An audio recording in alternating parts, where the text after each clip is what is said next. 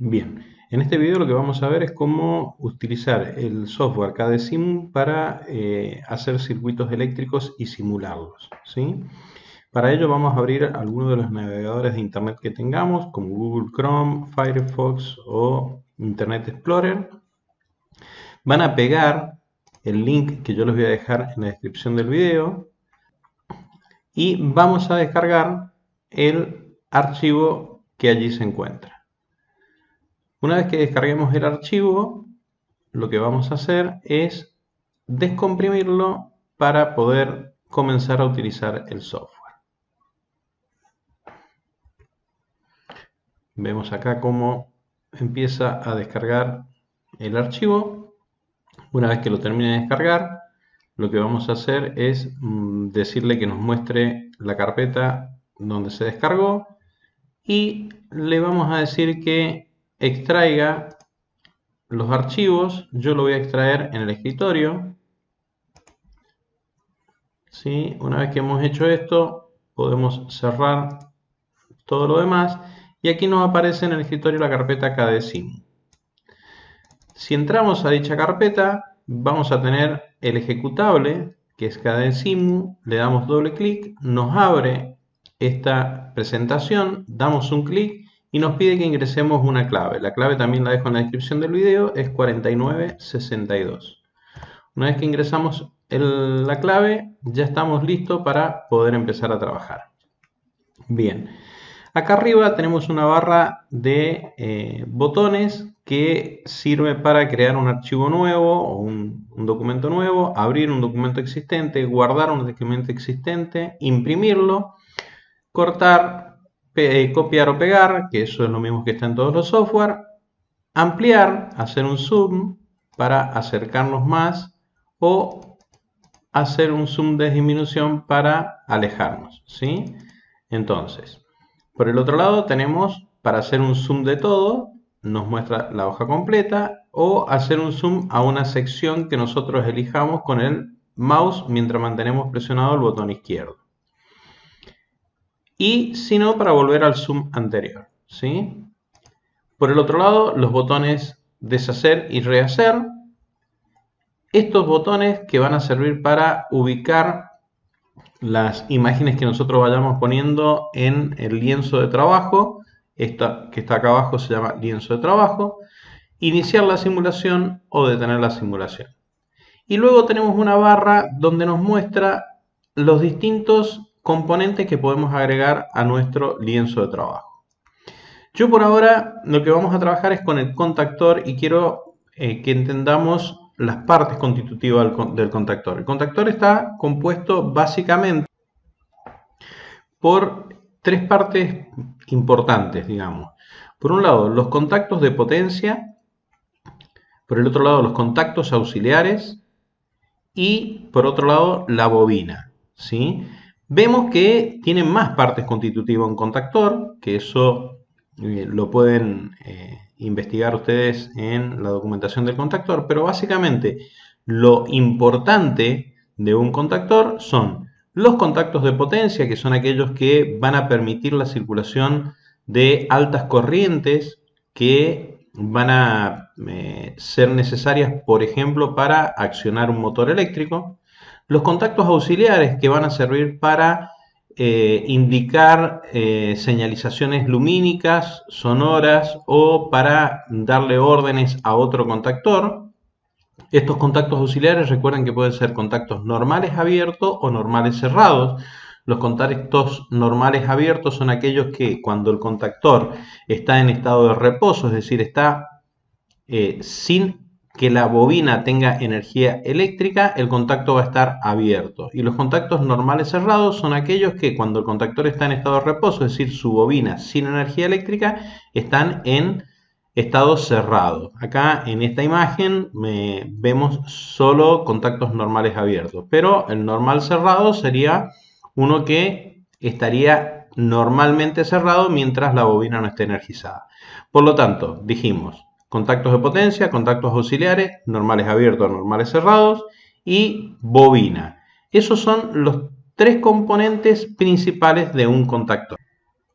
Bien, como nosotros tenemos que representar estos componentes del contactor en un circuito, cada uno de estos componentes se representa por separado. Si bien están todos en un conjunto, cuando nosotros tomamos el contactor en nuestra mano, tenemos un solo elemento, en el plano se representan por separado cada una de las partes constitutivas. En esta barra vamos a ver acá que hay un icono que nos permite acceder a los contactores. Los contactores pueden ser representados de distintas maneras. Nosotros el contactor que vamos a utilizar, o para representar el contactor, va a ser estos 3 contactos, porque el contactor es un elemento trifásico, es decir, maneja las 3 fases. Por lo tanto, nosotros vamos a seleccionar este elemento para representar el contactor.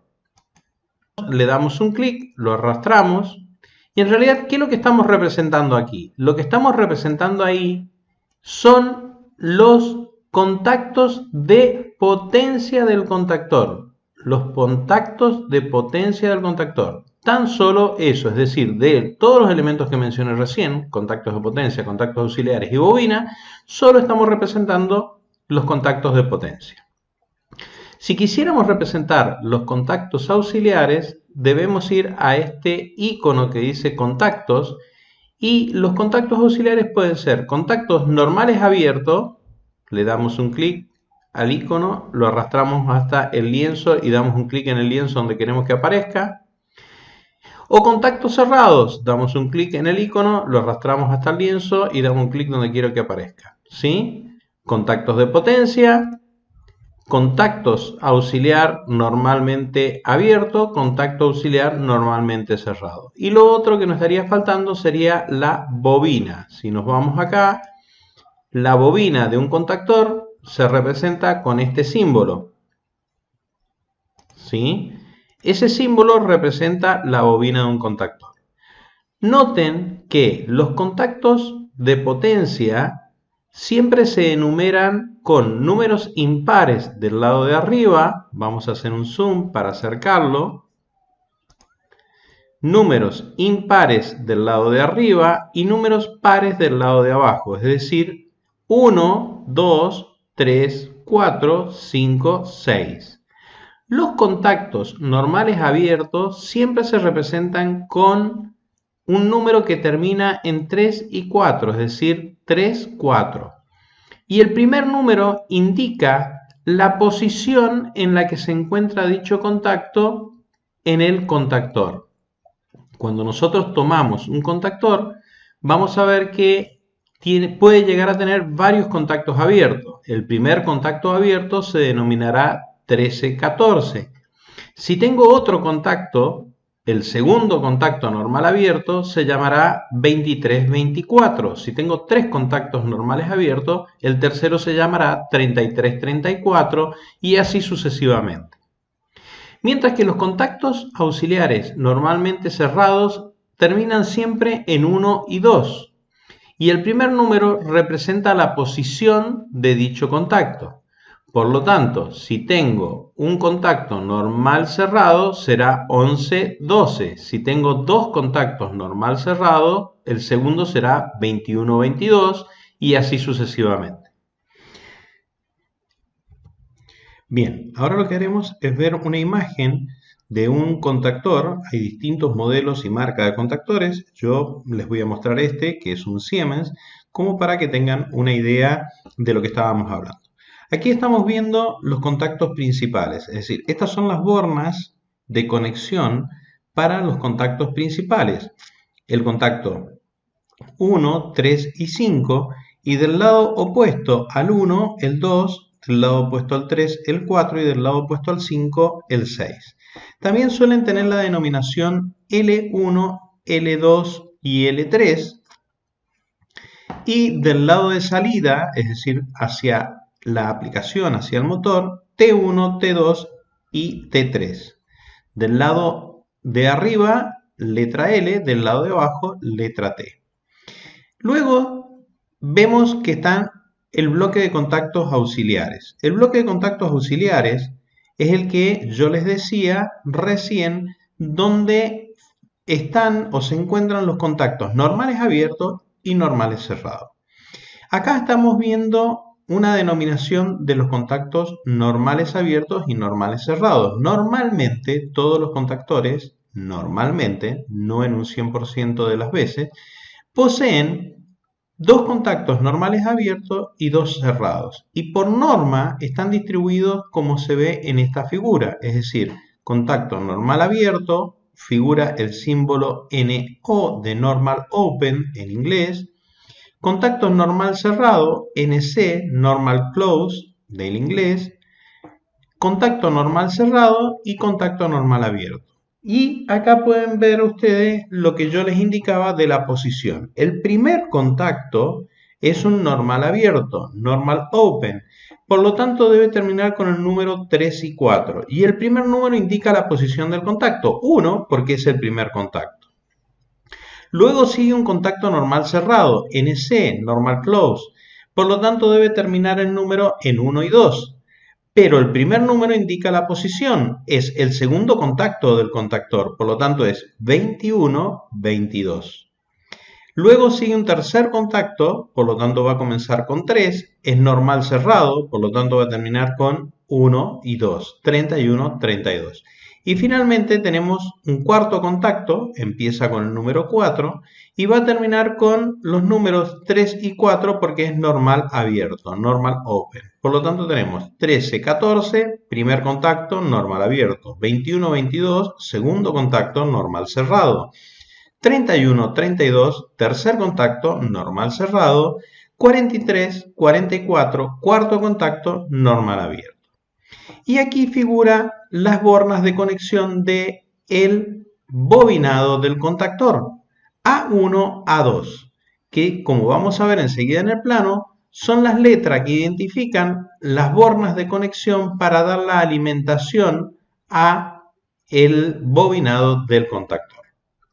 Por lo tanto, volviendo a nuestro plano, tenemos los contactos de potencia 1, 2, 3, 4, 5, 6, contacto auxiliar normal abierto 13, 14, contacto auxiliar normal cerrado. Por lo tanto, no podría ser 12, 11, 12, sino que debería ser 21, 22. Para cambiar eso, le damos doble clic sobre el contacto y elegimos de la lista de numeración el 21, 22. Y por lo tanto tenemos contacto normal abierto 13, 14, contacto normal cerrado 21, 22. Y finalmente la bobina, que como vimos recién en el contactor, figura con sus bornas de conexión A1, A2. Para identificar que cada uno de estos elementos que están acá pertenecen al mismo componente, debemos indicar el nombre del mismo. Todos los contactores se denominan con el nombre K-, KM y un número. El número va a ser representativo a la posición que dicho elemento, valga la aclaración, contactor, ocupa dentro del tablero eléctrico. Es decir, si tengo más de un contactor, cada contactor deberá tener una numeración y será correlativa, es decir, KM1, KM2, KM3 y así sucesivamente. Si solo tengo un contactor, la denominación será KM1. Por lo tanto, para poner la denominación a los contactos doy doble clic y donde dice nombre le colocamos el nombre KM1. Ok. Este contacto también va a pertenecer al mismo contactor, por lo tanto le doy doble clic y coloco su nombre como KM1. Porque es un contacto auxiliar normal abierto del contactor KM1.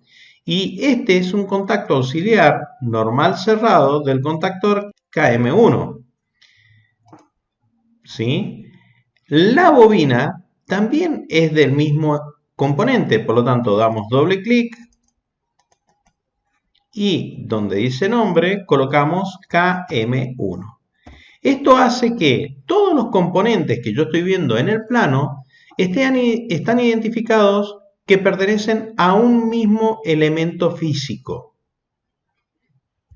Bien, como nosotros vamos a utilizar este elemento para energizar, por ejemplo, un motor eléctrico, yo voy a poner en mi plano a dicho motor.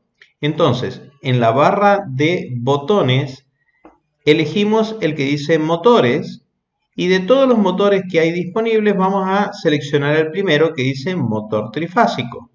Seleccionamos el motor, lo arrastramos hasta el lienzo de trabajo, vamos a ponerlo más abajo, lo arrastramos y damos un clic donde queremos que aparezca el motor. Para que deje de tener seleccionado el motor, presionamos botón derecho y queda nuevamente liberado. Ahora, este contactor con este motor deben estar unidos eléctricamente a través de cables conductores.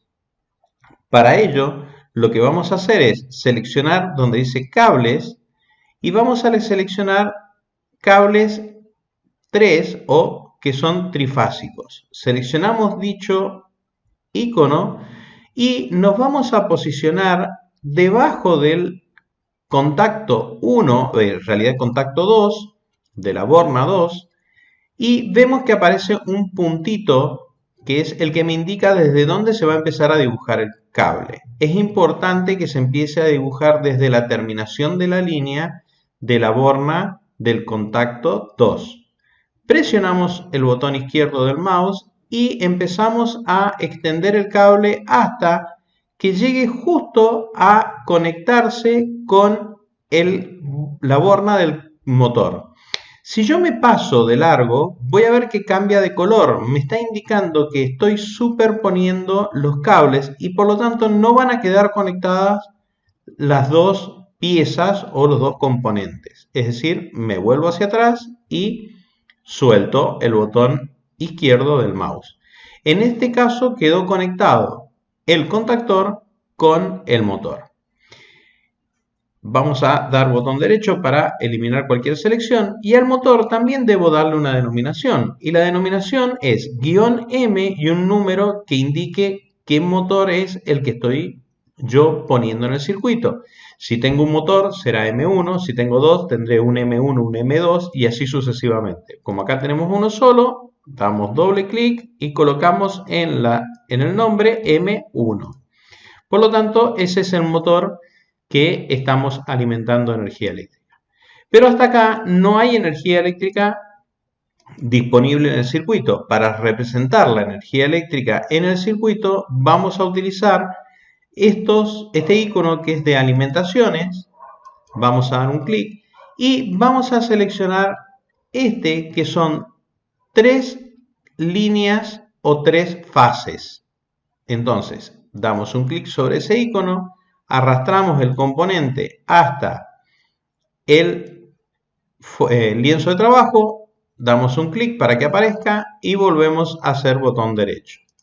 Volvemos a los cables conductores, seleccionamos los 3 cables verticales, damos un clic, arrastramos y conectamos. Ahí ya tenemos que hay una fuente de alimentación que va a entregarle energía al contactor y cuando el contactor se cierre va a enviarle energía al motor. Este elemento que está acá es el contactor, pero en realidad una parte del contactor, los contactos de potencia, ¿sí? Ahora, a esto que hemos dibujado acá se le denomina,